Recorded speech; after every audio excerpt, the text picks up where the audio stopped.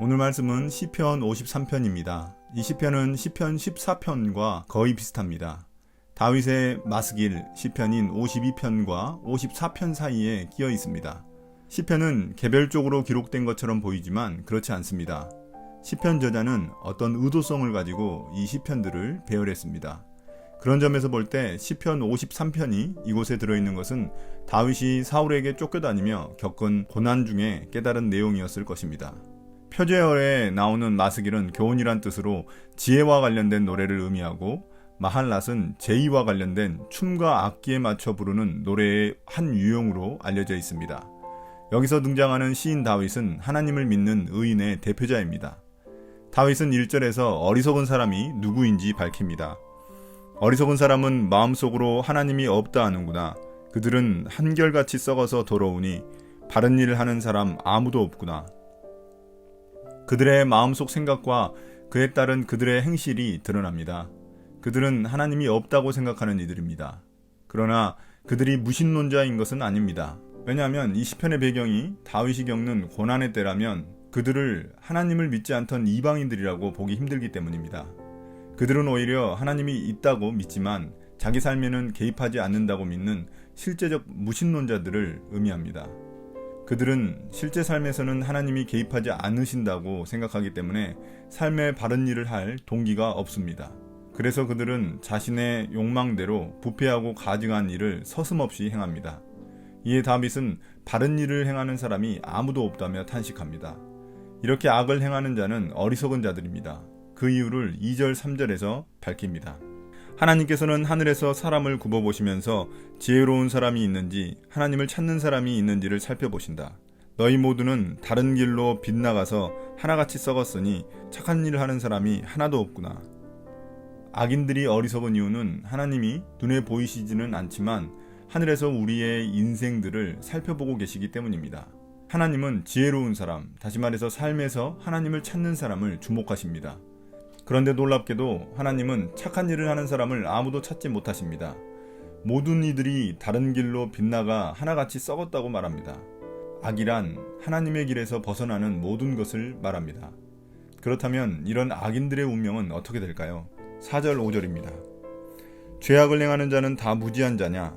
그들이 밥 먹듯이 내 백성을 먹으면서 나 하나님을 부르지 않는구나. 하나님이 경건하지 못한 자들의 뼈를 흩으셨기에 그들은 두려움이 없는 곳에서도 크게 두려워할 것이다.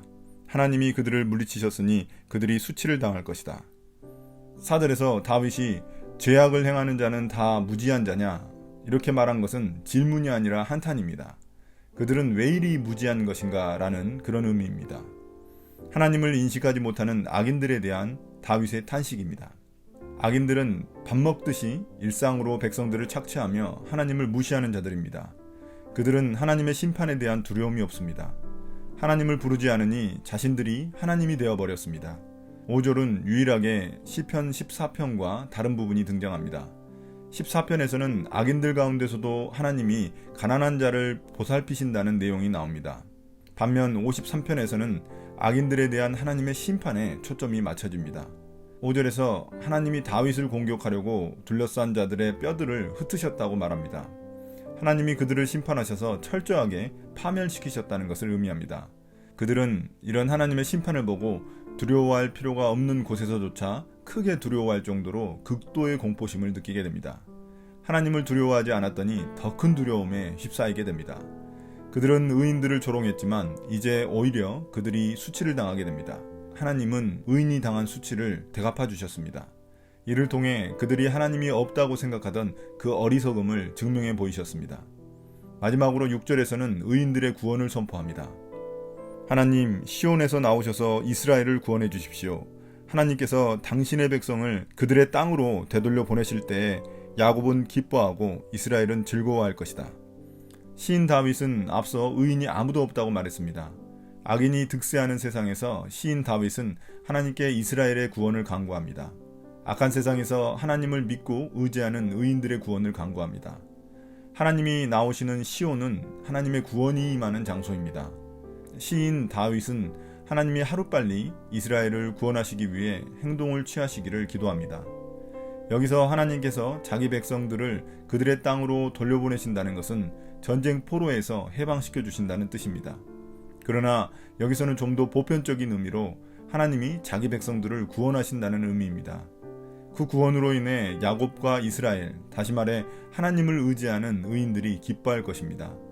시편이 쓰여질 당시처럼 지금도 세상에는 악인들이 득세하고 있습니다. 그들은 하나님이 없는 것처럼 살아갑니다. 자기 욕망대로 자신이 하나님이 되어 모든 것을 판단합니다. 그러나 하나님은 그 모든 것을 지켜보고 계십니다. 하나님을 의지하는 의인을 찾고 계십니다. 때가 되면 의인과 악인의 운명이 갈라질 것입니다. 악인의 성공을 부러워하지 않고 의인의 수치를 부끄러워하지 않는 우리가 되기를 바랍니다. 왜냐하면 나중에 모두 역전될 것이기 때문입니다. 오늘 묵상을 마치겠습니다. 감사합니다.